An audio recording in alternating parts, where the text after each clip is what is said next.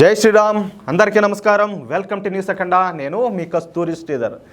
Israel గురించి ఒక అద్భుతమైన న్యూస్ అయితే ఒకటి తీసుకొచ్చిన అసలు ఆశ్చర్యం వేస్తుంది. ఇజ్రాయెల్ ధైర్యం చూస్తూ ఉన్నా, లేకపోతే వాళ్ళు ఉపయోగించే టెక్నాలజీ చూస్తూ ఉంటే అసలు ముచ్చట వేస్తుంది. మామూలుగా అయితే కాదు. దానికి సంబంధించిన ఇంకా అసలు సిసరైన మ్యాటర్ లేకొస్తా.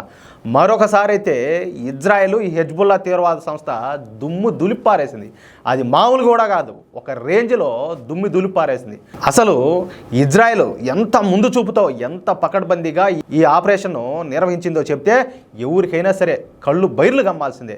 మొన్నటి వరకు జరుగుతూ వచ్చినటువంటి ఈ ఇజ్రాయెల్ హమాస్ తీవ్రవాద సంస్థల మధ్య యుద్ధం కాస్త ఇప్పుడు ఏంటంటే ఈ ఇజ్రాయెల్ ఈ హెజ్బుల్లా తీవ్రవాద సంస్థల మధ్య యుద్ధంగా మారిపోయింది. ఈ హెజ్బుల్లా తీవ్రవాద సంస్థ లెబనాన్ దేశాన్ని కేంద్రంగా చేసుకుని ఇజ్రాయెల్పై బాంబుల వర్షం కురిపిస్తుంది. తనకు అవసరం లేని యుద్ధంలో చెప్పాలంటే ఇది పాలస్తీనాకు ఇజ్రాయెల్కి జరిగే యుద్ధం కదా, కానీ ఏంటంటే ఇది దాంట్లో ఏంటంటే మతం రంగు భూమి మధ్యలో వాళ్ళు కూడా ఎంటర్ అయిపోయారు. హెజ్బుల్లా వాళ్ళు కూడా చెప్పాలంటే తనకు అవసరం లేని యుద్ధంలో ఈ హెజ్బుల్లా తీవ్రవాద సంస్థ అడుగుపెట్టింది.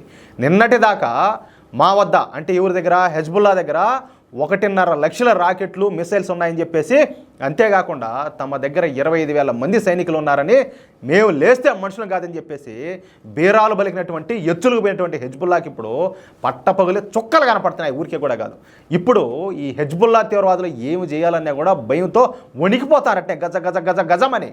అయితే ఈ హెజ్బుల్లా తీవ్రవాదులు సెల్ ఫోన్లు ఉపయోగించరు. ఎందుకంటే వాళ్ళ జాడను సెల్ ఫోన్ సిగ్నల్స్ ద్వారా ఇజ్రాయెల్ పసిగడతాదని చెప్పేసి ఈ హెజ్బుల్లా తీవ్రవాదులకు ఎక్కడ లేని భయం.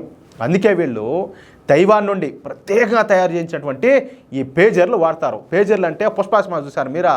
ఆ పుష్ప సినిమాలో ఈయన పట్టుకుంటాడు ఎవరో అల్లు అర్జును, దాంట్లో డేంజర్ అనే మెసేజ్ వస్తుంది, అంత రవ్వు ఉంటుంది, దాన్ని పట్టుకునేది అది అయ్యే పేజర్లు. అంటే ఈ పేజర్ల ద్వారా ఈ హెజ్బుల్లా తీవ్రవాదులు సమాచారాన్ని ఇచ్చి పుచ్చుకుంటూ ఉంటారనమాట.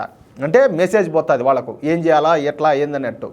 అయితే ఈ పేజర్లలో లిథియం అయాన్ బ్యాటరీని ఉపయోగిస్తారు. అంతే. ఇక ఇజ్రాయెల్ మాల్వేర్ ద్వారా ఈ పేజర్లో ఉండే లిథియం అయాన్ బ్యాటరీకు సందేశం పంపించి ఒకేసారి 1200 పేజర్లను బాంబులు పేల్చినట్టు పేలేలా చేసినారు. చూడండి ఏమి టెక్నాలజీనా, ఎవరైనా ఊహించారు ఈ మాదిరా. దెబ్బతో ఈ దాడిలో 30 మంది హెజ్బుల్లా తీవ్రవాదులు మరణించగా 3,000 మందికి పైగా తీవ్రవాదులు గాయపడినారు. అది కూడా ఏంటంటే మనం సినిమాలో చూసినట్టు ఒకేసారి ఒకే టైంలో ఆ మాదిరిగా జరిగినాయి. మామూలు విషయం కాదు కదా ఇది.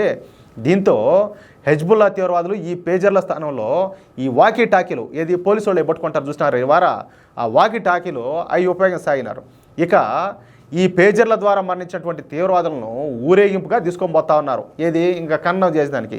సరిగ్గా ఈ తీవ్రవాదులకు అంత్యక్రియలు చేసే సమయంలో ఇజ్రాయెల్ మళ్ళా ఏం చేసిందంటే మాల్వేర్ను ఈసారి వాకీ టాకీలకి పంపించి ఈసారి ఈ వాకీ టాకీలు పేలిపోయేలా ప్లాన్ చేసింది.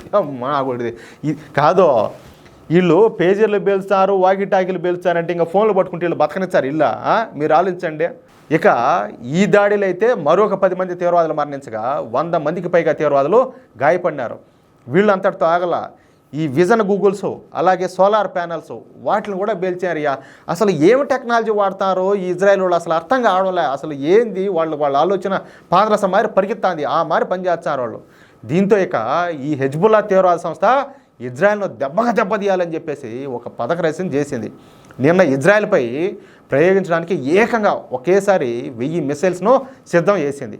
అందుకు కావాల్సినటువంటి మిసైల్ లాంచర్స్ను సిద్ధం చేసి పెట్టుకునింది. అయితే ఇంకో 10 నిమిషాల్లో ఈ హెజ్బుల్లా తీవ్రవాదులు ఇజ్రాయెల్పైకి ఈ మిసైల్స్ ప్రయోగిస్తారు అన్న సమయంలో ఒక్కసారిగా ఇజ్రాయెల్ ఈ హెజ్బుల్లా తీవ్రవాదులపై మెరుపు దాడులు చేసింది. యుద్ధ విమానాలు, అటాక్ డ్రోన్లతో ఈ హెజ్బుల్లా తీవ్రవాదుల మీద విరుచుకొని పడింది. ఇక హెజ్బుల్లా తీవ్రవాదులు ఈ ఇజ్రాయెల్ పైకి మిసైల్స్ను ఫైర్ చేసే లోపే, అంటే 10 నిమిషాల్లో హెజ్బుల్లా రెడీ చేసి పెట్టుకున్న ఈ మిసైల్స్ లాంచర్లను మొత్తాన్ని కూడా ఇజ్రాయెల్ ఏంటంటే ధ్వంసం చేసి పారేసింది.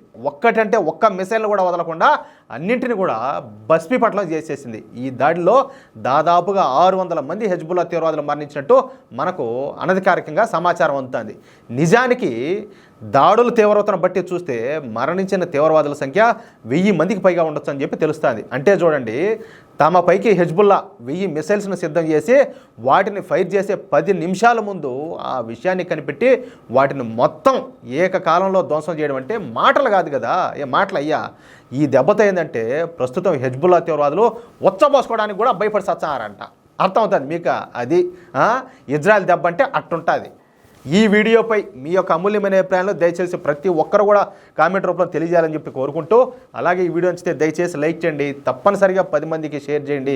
అలాగే ఇంతవరకు మీరు మన న్యూస్ అఖండ ఛానల్ సబ్స్క్రైబ్ చేసుకోకపోతే దయచేసి ప్రతి ఒక్కరు కూడా మన ఛానల్ సబ్స్క్రైబ్ చేసుకోండి. మేము అందించి ఇటువంటి ఎన్నో ఇంట్రెస్టింగ్ న్యూస్ని ఎప్పటికప్పుడు తెలుసుకోవడం కోసం తప్పనిసరిగా మీకు ప్రతి వీడియోకి సంబంధించిన నోటిఫికేషన్ రావాలంటే తప్పనిసరిగా బెల్ సింబల్ క్లిక్ చేయండి. ప్లీజ్ సపోర్ట్ చేయండి. జై శ్రీరామ్.